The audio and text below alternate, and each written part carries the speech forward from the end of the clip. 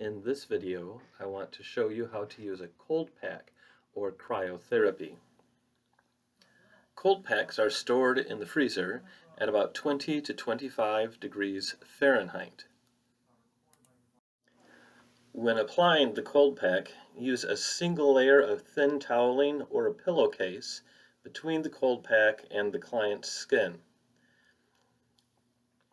You can use a damp towel or pillowcase to speed up the cold transfer, or you can use a dry one to slow it down.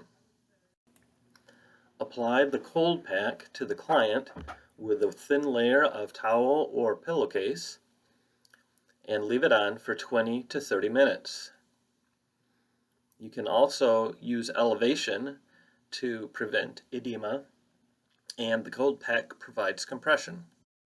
After about 5 minutes and intermittently thereafter, be sure to check the skin and remove the cold pack if the skin has turned white in any area.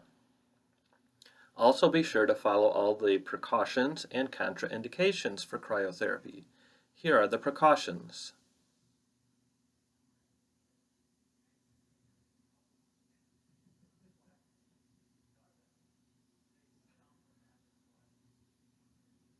And here are the contraindications.